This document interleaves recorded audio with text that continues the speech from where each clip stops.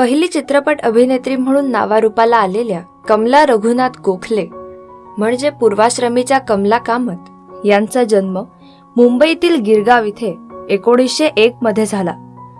त्यांचं घराणं गोव्यातील असनोडा. वडील कीर्तनकार तर आई उत्तम सतारवादक होती. त्यामुळे कमला यांचं संगीत शिक्षण घरातच झालं. घरच्या गरिबीमुळे शालेय शिक्षण मात्र राहिलं. वयाच्या 5व्या वर्षी कमला मेळ्यामध्ये कामं करू लागल्या. त्यामुळे त्यांच्यावर अभिनय आणि संगीताचे संस्कार नकळत होत गेले. याच काळात त्यांना हॅमलेट या नाटकात काम करण्याची संधी मिळाली. पुढे 1914 साली दादासाहेब फाळके यांनी भस्मासूर मोहिनी या चित्रपटासाठी कमला गोखले आणि त्यांची आई दुर्गा कामत यांना घ्यायचं ठरवलं. त्यात कमलाबाई मोहिनीच्या मुख्य भूमिकेत होत्या, तर दुर्गा कामत यांनी पार्वतीची भूमिका केली होती. रघुनाथ गोखले किर्लोस्कर नाटक कंपनीत स्त्रीपाठ करत असत. तिथेच कमलाबाई आणि त्यांच्या आईंशी रघुनाथ गोखले यांची ओळख झाली. नंतर त्या रघुनाथ गोखले यांच्यासोबत विवाहबद्ध झाल्या. हे नवीन जोडपं किर्लोस्कर कंपनीचं लीड जोडपं म्हणून ओळखलं जाऊ लागलं.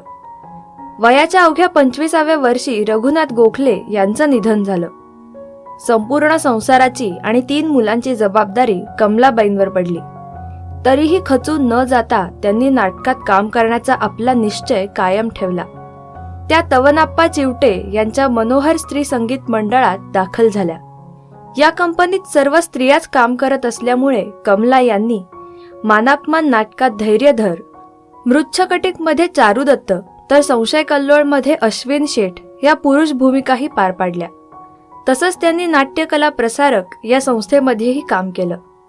अशिक्षित असणाऱ्या कमलाबाईंनी कानडीमध्ये लंका दहन या नाटकाचे प्रयोग केले. त्यासाठी त्यांनी एका आठवड्यात कानडी भाषेचा परिचय करून घेतला. वैधव्य आल्यावरही कमला गोखले यांनी मोठ्या धैर्याने आपल्या 3 मुलांचा सांभाळ केला. ज्या काळात स्त्रीने नाटक चित्रपटात काम करणं आक्षेपार्ह मानलं जाई, त्या काळात त्यांनी धाडसाने नाटक तसंच चित्रपटात कामं केली. त्यातून समाजापुढे वेगळे आदर्श निर्माण केले. तरीही त्यांना समाजाच्या अवहेलनेचा विषय व्हावं लागलं. त्यांच्या मुलांना नाटक सिनेमावाल्या बाईची पोरे म्हणून हिणवलं जाई. तरीही खचून न जाता त्यांनी आपल्या मुलांना अभिनयाचं शिक्षण दिलं हे विशेष. 1930 मध्ये त्यांनी वीर सावरकर या बॅनरखाली उश्चाप हे नाटक केलं. त्यात हरिजनांच्या प्रश्नांना वाचा फोडली होती.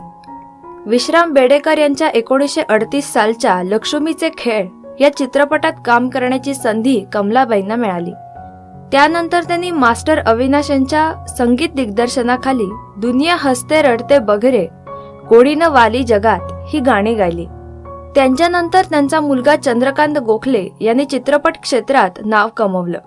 तर नातू विक्रम गोखले यांनीही मराठी आणि हिंदी चित्रपट सृष्टी गाजवली.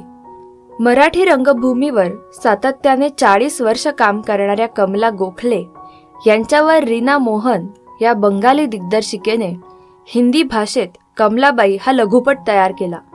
या लघुपटाला राष्ट्रीय तसंच आंतरराष्ट्रीय पारितोषिकं प्राप्त झाली आहेत. हाच त्यांच्या कार्याचा उचित गौरव म्हणावा लागेल. 18 मे 1998 रोजी त्यांचं निधन झालं.